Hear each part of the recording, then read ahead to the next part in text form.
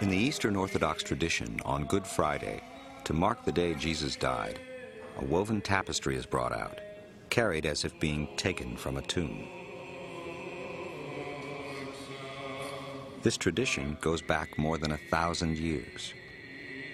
Each tapestry is different, yet each one bears the image of Jesus laid out on a burial cloth, the body banked with flowers. The similarity to the shroud is unmistakable. Many say that this tradition of placing flowers around an image of Jesus in his shroud goes back to the very beginnings of the Christian church.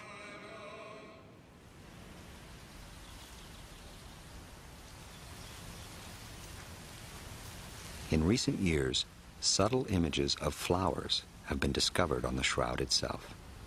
This area of research has been vigorously pursued by Dr. Alan Wanger of Duke University and his wife, Mary. Wanger developed the hypothesis that certain off-body images on the shroud were impressions of flowers. He came to this research from the work of German physicist Oswald Scherman. He noticed these, but I didn't see what he was talking about at first, but later on I noticed the image of a flower very closely resembling a chrysanthemum. And as I backed off and looked around, I began seeing many of these images on the shroud. Obviously, these were banked in around the body at the time of burial. The purpose of the flowers is not known.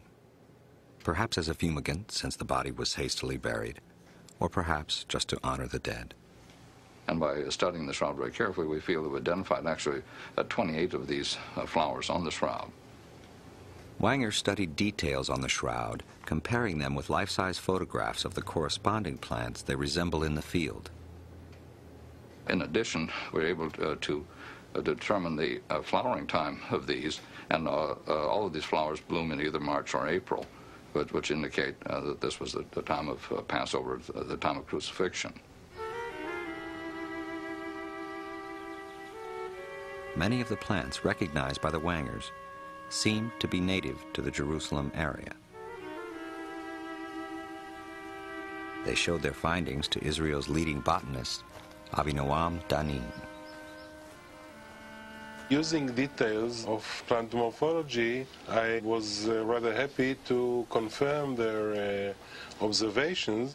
Then I looked more and more, and altogether I marked here about 12 or 13 objects, botanical objects, that I observed on the shroud.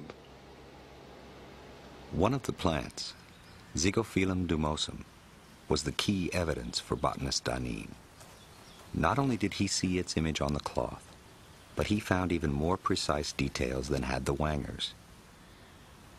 Did this plant once lay on the Shroud of Turin? We can see here the image of Zygophyllum dumosum. The winter leaf looks like that. This is the petiole. Zygophyllum dumosum grows in only one place in the world, a small area near Jerusalem. The 4 leaves I found is so clear that I can state that the stem of Zygophyllum dumosum was laid on the shroud in the spring. Additionally, I could say to you that it couldn't be that the shroud was made somewhere else. It had to be here.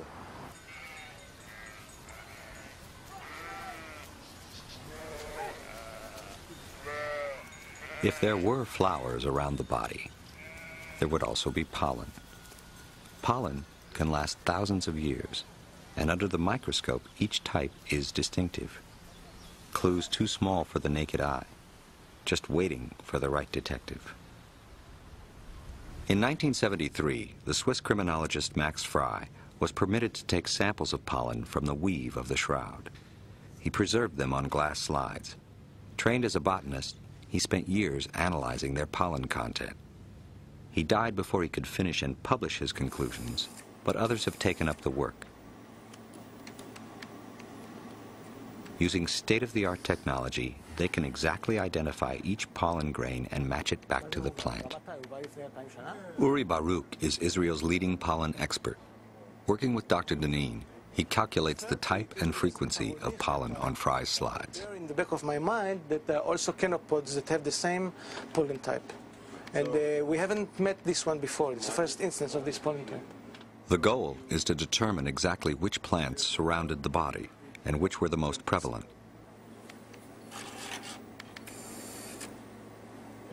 Of the 58 pollen types identified so far, 28 of the plants exist only in the Middle East. Proof that the cloth spent part of its history there.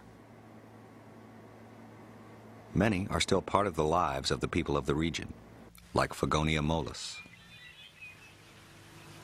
The leaves of Fagonia mollis are used by the Bedouin in southern Sinai to heal superficial wounds. They take the green stems and leaves and burn it. The powdered ash is used to put on the wound. They call it uraga.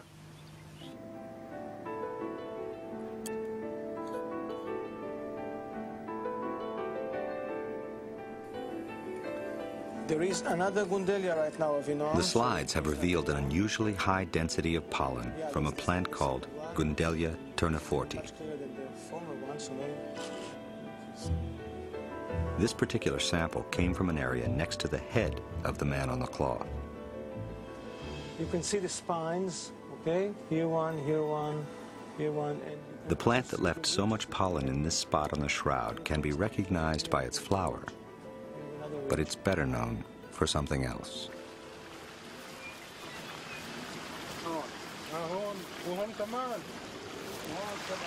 I have to use my knife because it's a highly spiny plant.